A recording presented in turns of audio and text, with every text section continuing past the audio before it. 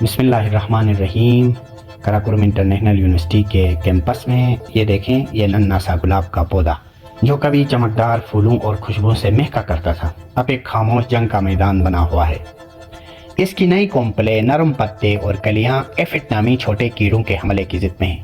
یہ دیکھیں، یہ کیڑے آپ دیکھ رہے ہیں، یہ کیڑے پودے کا رس چوس کر اس کی زندگی کو نچوڑ رہے ہیں۔ مگر اس المیہ میں ایک اور کردار بھی ہے، میں وہ کردار بعد میں دکھاتا ہوں۔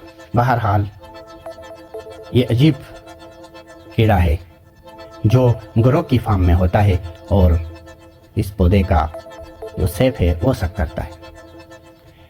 دیکھیں ذرا، اور آپ دیکھ رہے ہیں کچھ پتے یہاں پہ تر نظر آ رہے ہیں۔ یہ پتے اصل میں ہنی ڈیو کی وجہ سے تر ہوتے ہیں، یہ ایفٹ ریلیز کرتے ہیں۔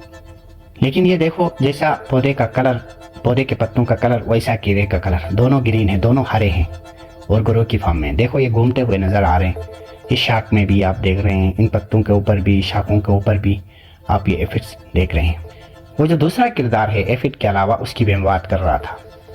وہ کردار ہے پودوں کے نیچے موجود، یہ دیکھو، یہ کالی چونٹیاں۔ یہ چونٹیاں جو ہے نا، یہ اس گرین ایفٹ کیڑے کی محافظ بن کر انہیں شکاریوں سے بچاتی ہیں، اور بدلے میں ایفٹس انہیں ایک میٹھا تحفہ ہنی ڈیو دیتے ہیں۔ یہ عجیب رشتہ ہے، فطرت کے ایک پیچیدہ سائیکل کو ظاہر کرتا ہے، جہاں ایک کیڑا دوسرے کی بقا کا ذریعہ بنتا ہے۔ اب سمجھتے ہیں کہ ایفٹس کون ہیں۔ ایفٹس اصل میں یہ جو نرم جسم والے کیڑے ہیں جو اس پودے کا رس چوستے ہیں، پودے کو کمزور کر کے پھولوں اور پتوں کو مرجھا دیتے ہیں، اپنے لعاب سے پودوں میں وائرسز پھیلاتے ہیں، اور یہ پتوں کے اوپر جو تری نظر آ رہی ہے، یہ اصل میں ہنی ڈیو ہے، یہ بھی ایفٹ خارج کرتے ہیں جو پتوں پر چپ چپاتے ہیں اور سیاہ فنگس پیدا کرتے ہیں۔ اب یہاں پہ ان کالی چونٹیوں کا کیا کردار ہے؟ کالی چونٹیاں ایفٹس کو شکاریوں سے بچاتی ہیں۔ ایفٹس کے شکاری جیسے لیڈی بگس ہیں، ان سے یہ کالی چونٹیاں ایفٹس کو بچاتی ہیں، اور بدلے میں ایفٹس چونٹیوں کو ہنی ڈیو، یہ شوگر والا فضلہ دیتے ہیں جو ان کا بنیادی خوراک ہے۔ یہ دونوں کا رشتہ، باہمی رشتہ، ایفٹس کی آبادی کو تیز کر دیتا ہے، اور پھر ایفٹس سے جو خارج ہوتا ہے ہنی ڈیو، اس پر ایک سوٹی مولٹ جیسا فنگس پیدا ہوتا ہے جو اس پودے کی جو خوراک بنانے کی صلاحیت ہے اس کو بھی تباہ کر دیتی ہے۔ یعنی ایفٹس سے 3 نقصانات ہو گئے۔ ایک تو ایفٹس ہنی ڈیو ریلیز کرتا ہے جو پتوں کے اوپر جو ہے وہ پھیلتا ہے۔ دوسرا، ہنی ڈیو کی وجہ سے سوٹی مول جیسا فنگس گرو ہوتے ہیں۔ تیسرا، اسی ایفٹ کی وجہ سے چونٹیاں اکٹھی ہوتی ہیں۔ تو یہ پودوں کو تینوں کے تینوں جو ہے وہ نقصان پہنچاتے ہیں۔ اب اس ایفٹ کو کنٹرول کرنے کے کچھ سادہ طریقے آپ کو بتاتے ہیں۔ اگر آپ کے گھروں میں پودوں کے اوپر اس طرح کے ایفٹس ہیں تو آپ کیا کریں گے؟ سب سے پہلا کام، اگر آپ کے پاس کوئی ڈٹرجنٹ یا کوئی پیسٹیسائڈ نہیں ہے تو ہلکے دباؤ سے پودے کو دھوئیں پانی سے، تو یہ سارے ایفٹس گر جائیں گے اور مر جائیں گے۔ پانی تھوڑا سا گرم ہو تو بہتر ہوگا۔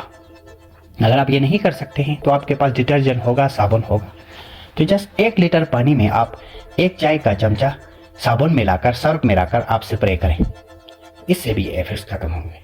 تیسرا یہ ہے کہ بازار میں نیم آئل ملتا ہے، 1 لیٹر پانی میں 5 ملی لیٹر نیم آئل ملا کر ہفتے میں 2 بار سپرے کریں تو یہ ایفٹس ختم ہوگا۔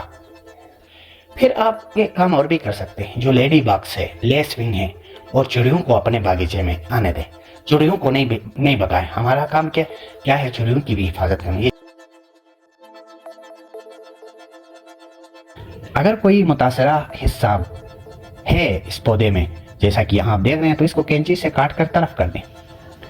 لیکن اگر آپ چاہتے ہیں کہ ایفٹس کو آپ ختم کرنا چاہیں تو یہ جو چونٹیاں ہیں ان پر قابو پائیں۔ اس کا آسان طریقہ یہ ہے، پودے کے تنے پر پیٹرولیم جیلی یا چپچپا ٹیپ لگائیں تو کالی چونٹیوں پر قابو پایا جا سکتا ہے، یا دار چینی پاؤڈر یا لال مرچ کے سپرے سے چونٹیاں جو ہے وہ بھاگ جاتی ہیں۔ لال مرچ آپ کے پاس ہوگی، اس کا پاؤڈر بنائیں، 5 گرام تو میں نہیں، بہت زیادہ ہوگا، 1 چمچ لے لیں اور اس کو 1 لیٹر پانی میں ملائے اور سپرے کریں، چونٹیاں جو ہے وہ بھاگ جائیں گے۔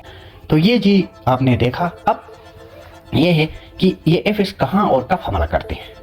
دیکھو، بہار اور خزاں میں جب درجہ حرارت معتدل ہو، تقریباً 25 ڈگری سینٹی گریڈ یا 20 سے 25 ڈگری سینٹی گریڈ ہو اور نمی بھی ہو، تو ان ایفٹس کو بہت پسند ہے۔ لیکن گرمیوں میں شدید گرمی کی وجہ سے یعنی 35 ڈگری سے اوپر ہو تو ان کی تعداد کم ہوتی ہے۔ اور یہ کہاں کا حملہ کرتے ہیں؟ جیسے آپ دیکھ رہے ہیں اس پودے کی نئی کونپلیں ہو، کلیاں ہو، پتوں کی نچلی سطح پر چھپے رہتے ہیں۔ پھر ہوا کی کمی والے گھنے پودے ان کے لیے مثالی ہیں۔